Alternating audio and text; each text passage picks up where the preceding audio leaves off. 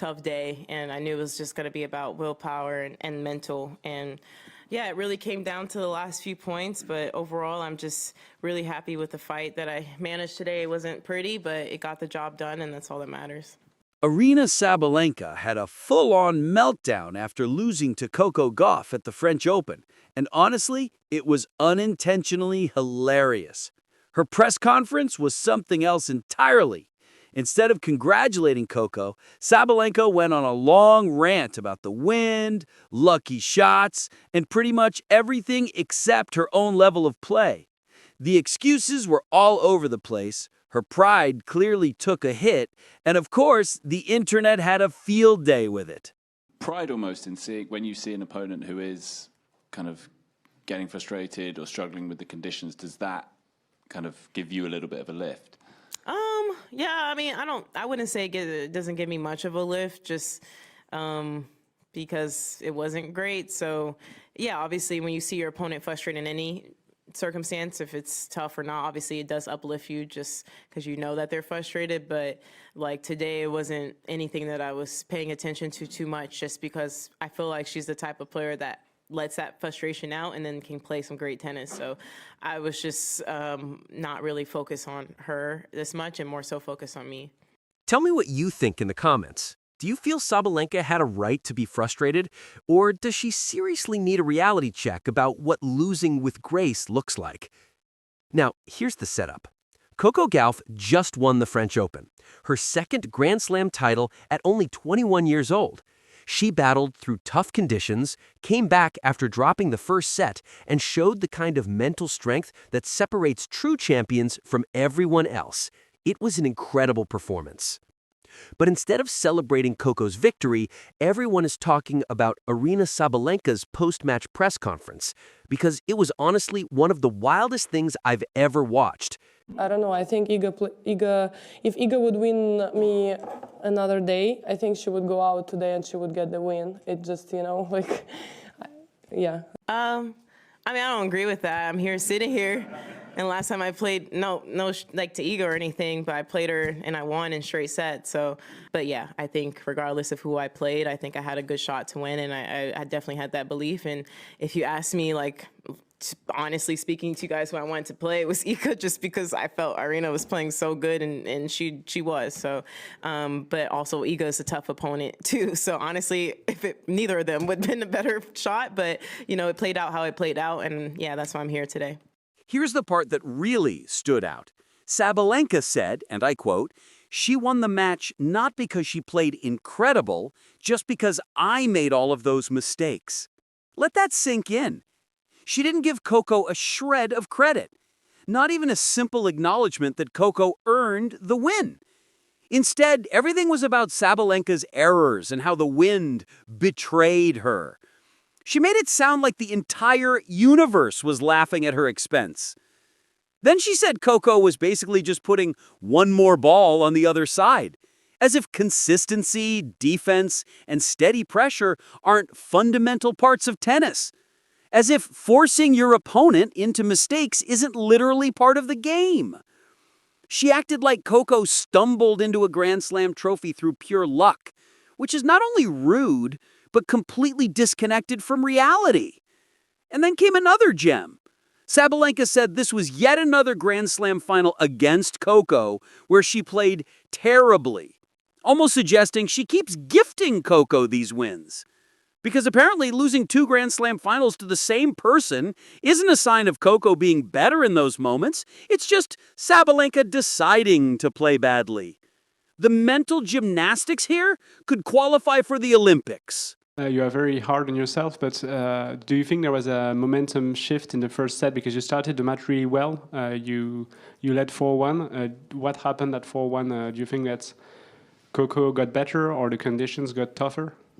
Yeah, I think it was more windy and got more windy, and also I think I was over emotional, and I think today I didn't really handle myself quite well mentally, I would say. So basically that's it. I was just making unforced errors. Like, I don't know, I have to check the statistics. I think I she won the match not because she played incredible, just because I made all of those mistakes from, like, if you look from the outside, kind of like from an easy balls.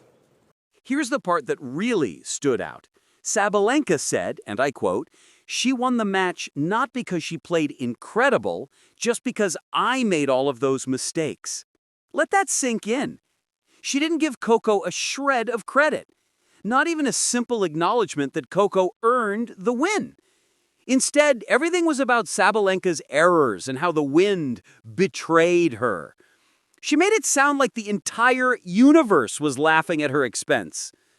Then she said Coco was basically just putting one more ball on the other side, as if consistency, defense, and steady pressure aren't fundamental parts of tennis. As if forcing your opponent into mistakes isn't literally part of the game. She acted like Coco stumbled into a Grand Slam trophy through pure luck, which is not only rude, but completely disconnected from reality. And then came another gem. Sabalenka said this was yet another Grand Slam final against Coco, where she played terribly, almost suggesting she keeps gifting Coco these wins. Because apparently losing 2 Grand Slam finals to the same person isn't a sign of Coco being better in those moments. It's just Sabalenka deciding to play badly. The mental gymnastics here could qualify for the Olympics. Let's talk about the wind. Yes, the conditions were tough. Coco said the same thing. But Coco adjusted. She stayed focused. She figured it out. Sabalenka, on the other hand, fell apart and blamed everything but her own game.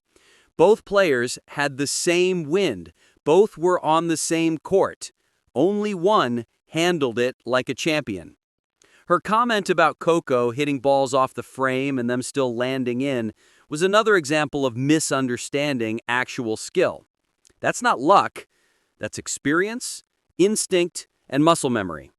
Professionals know how to control a rally even when the shot isn't perfect. What Sabalenka saw as luck was really Coco's ability to stay in the fight during messy points. That's what great athletes do. Now, look at Coco's press conference. She was composed, respectful, and honest. She admitted that her timing was off at first and that the conditions were tough, but she also gave credit where it was deserved. She didn't insult Sabalenka's level or make a list of excuses. She talked about her mental approach and focusing on every point. That's maturity.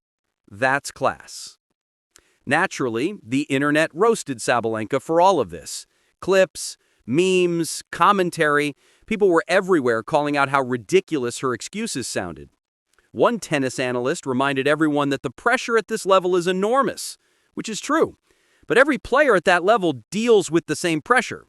And most don't turn their press conferences into blame-filled monologues that discredit their opponent.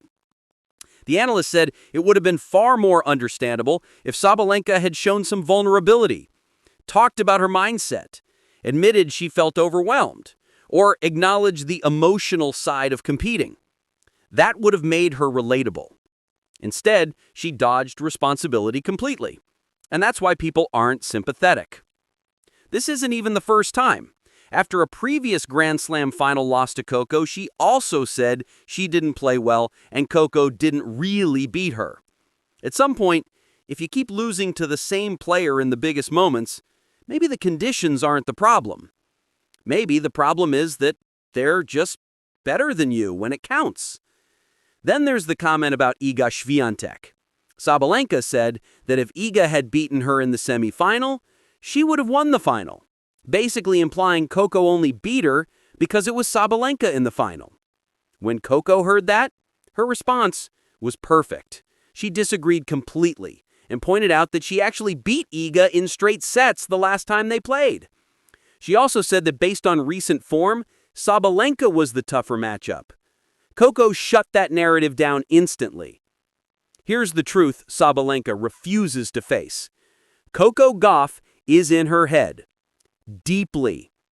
When you start creating long lists of excuses, refusing to acknowledge someone's skill, and framing every loss as your own mistakes rather than their ability, that means you're losing the psychological battle. Coco doesn't need to say anything. She keeps winning when it matters, and that alone is driving Sabalenka up the wall. The clay conditions excuse falls apart immediately. Both players went through the same tournament, the same weather, and the same variables. Coco handled her early windy match, learned from it, and applied that knowledge in the final. That's adaptability. Sabalenka had the same chance to adjust. She just didn't. The biggest issue is the complete absence of respect.